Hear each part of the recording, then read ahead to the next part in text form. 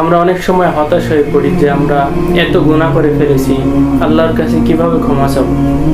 কিন্তু আল্লাহ তাআলা ক্ষমাশীল, আল্লাহ তাআলা দয়া থেকে নিরাশ হওয়া যাবে না। আল্লাহ তাআলা সেই ব্যক্তিকেও ক্ষমা করে দিয়েছেন।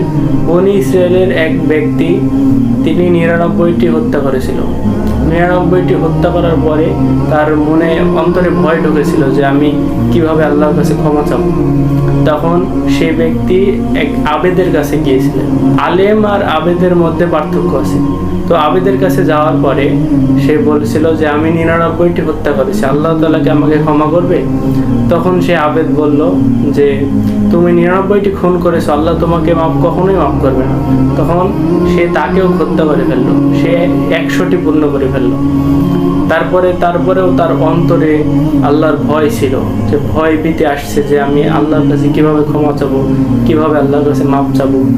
তারপরে সে ব্যক্তি মানুষের কাছে খোঁজ নেওয়ার পরে একজন বলল যে অমুক এলাকায় একজন ভালো আলেম আছে, তুমি তার কাছে যাও।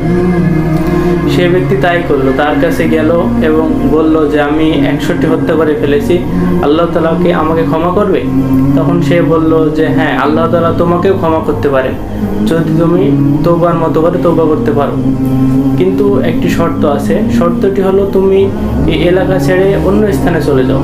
কেননা তুমি যদি এই এলাকায় থাকো তাহলে তোমার অন্তরটা বারবার এক জায়গায় ধাবিত হবে এবং মানুষজন বিভিন্ন কথা বলতে পারে।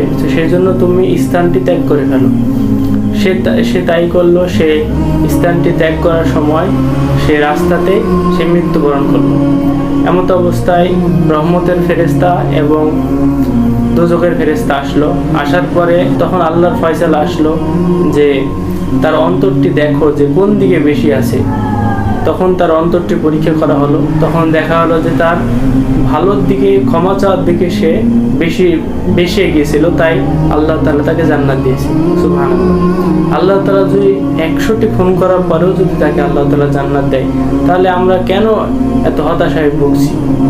না, আল্লাহ তাআলা সূরা ফুরকানের মধ্যে বলেন ইল্লা মান তাব, অতঃপর যে ব্যক্তি তওবা করবে, ওয়া আমানা, ঈমান আনবে, ওয়া আমিলা আমালান সালিহা, ঈমান আনার পরে একটু ভালো আমল করবে, সৎ আমল করবে, ফাউলাইকা ইউবাদদিলুল্লাহু সাইয়্যাতিহিম হাসানাত, আল্লাহ তাআলা তার গুনাহকে নেকি দ্বারা পরিবর্তন করে দিবেন। সুবহানাল্লাহ। তাহলে ঈমান আনার পরে আমরা যদি তওবা করি, তওবা করার পর ঈমান আনি এবং সৎ আমল করি, আল্লাহ তাআলা আমাদের সেই পূর্বের গুনাহগুলোকে নেকি দ্বারা পরিবর্তন করে দিবেন। শুধু যে ক্ষমা করে দিবেন বিষয়টা সেটা না, ক্ষমা করার পরে আল্লাহ তাআলা সেই ভুলগুলোকে নেকি দ্বারা পরিবর্তন করে দিবেন। সুবহানাল্লাহ। সেই জন্য আমাদের যতই গুনাহ হয়ে যাক না কেন আল্লাহর প্রতি নিরাশ হওয়া যাবে না, আল্লাহকে সর্বদাই ডাকতে হবে। এই আল্লাহর কাছে সেই ব্যক্তি উত্তম যে ব্যক্তি গুনাহ করার পরে আল্লাহর কাছে ক্ষমা চায়, তওবা করে, সেই ব্যক্তি আল্লাহর কাছে উত্তম। তাই আমরা সর্বদাই যতই গুনাহ হোক না কেন আমাদেরকে আল্লাহর কাছে ভালো ধারণা রাখতে হবে, আল্লাহর কাছে সবসময় আমাদের তওবা করতে হবে, আস্তাগফিরুল্লাহ পড়তে হবে এবং আল্লাহ তাআলা আমাদের সকলকে সঠিক বুঝদান করুক। আল্লাহুম্মা আমিন।